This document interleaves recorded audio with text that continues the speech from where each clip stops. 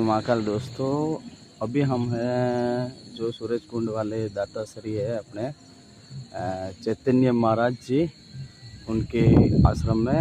ये ओमकारेश्वर से 7-8 किलोमीटर आगे है। यहाँ पे सभी साधु संत आए हुए हैं और भव्य जीवन लगाए हुए हैं। ये पीछे देखिए, हमारे पीछे ये इनका आश्रम है। आज की रात हम यहीं पे रहेंगे और कल निकलेंगे उज्जैन के लिए। तो बाबा महाकाल से प्रार्थना है कि कल हमारे दर्शन करा देवे। जय श्री महाकाल। ये हमारे पीछे जो दिख रही है वो नर्मदा नदी है।